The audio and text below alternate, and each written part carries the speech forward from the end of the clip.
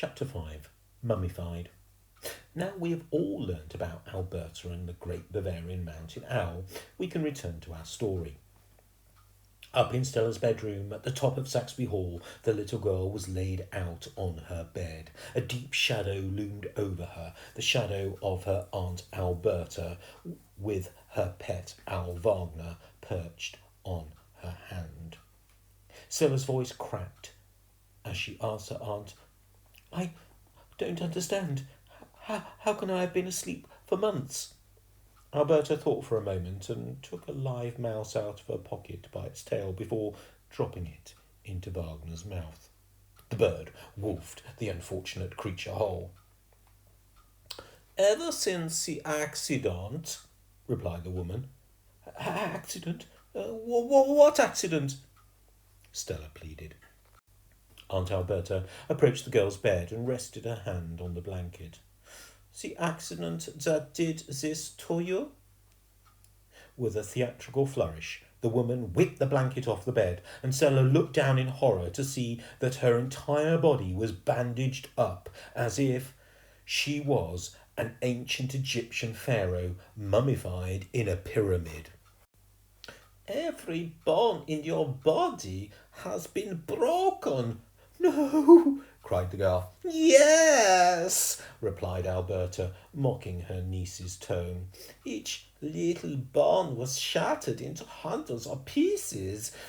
You had to be scooped up like a piece of wibbly-wobbly jelly."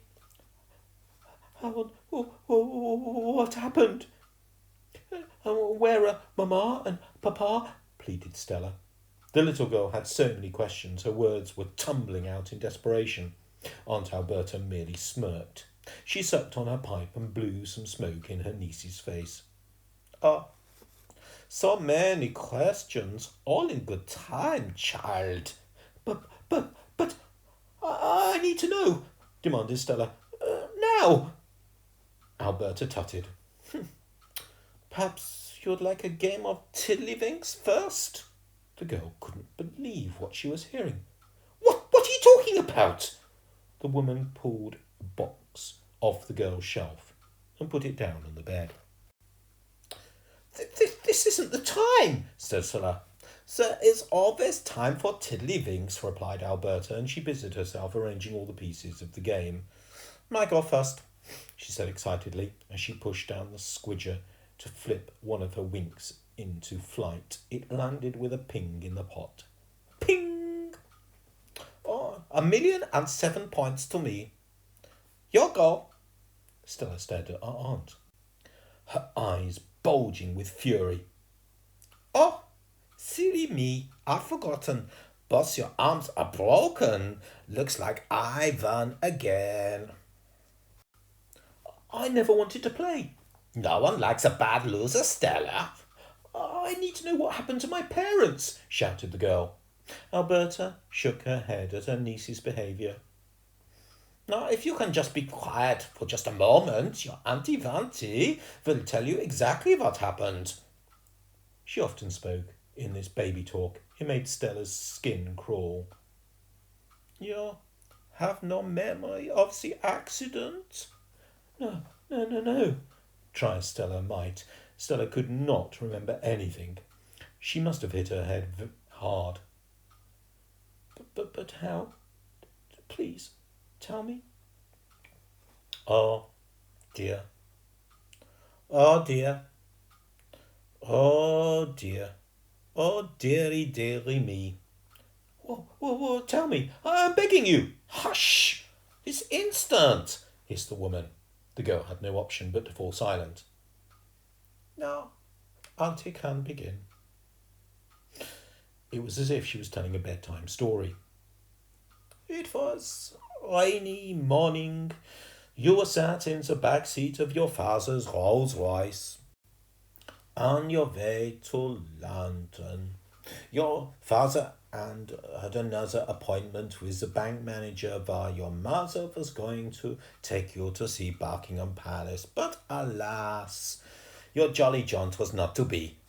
Why? What happened?" Perhaps your father had been drinking." "He never drank," protested Stella. And he must have been driving too fast. He never drove too fast. But Alberta was in full flow now, and there was absolutely no stopping her. So Rolls-Royce for speeding along the coastal road. Your father lost control of the car on a sharp bend, and... Suddenly the woman paused for dramatic effect. It was as if she was enjoying being the bearer of bad news. What? It plunged over the side of a cliff. No! Stella screamed. Yes! Smashing on the rocks below, Alberta said, before adding her own sound effect. Boom! Stella was sobbing now. There, said Alberta, patting her niece on her head as if she was a dog. You, child, are very lucky to be alive. Very lucky. You have been in a coma for months. What about Mama? Papa? She pleaded. Stella feared the worst, but she hadn't quite given up hope yet. Where are they? Are they in the house? Are they in hospital? Alberta fixed her niece with a stare. A pained expression crossed her face. Oh, poor child. Auntie Alberta shook her head and perched on the side of the bed, her hefty frame causing the mattress to tip violently to the side. Her stubby fingers tiptoed over to her niece, and she rested her clammy palm on top of the girl's tightly bandaged hand. Tears welled in Stella's eyes. Soon those tears were streaming down her cheeks. Please, tell me what happened to my mamma and papa. A trace of a smile crossed her aunt's face. No, I have some rather upsetting news about your parents.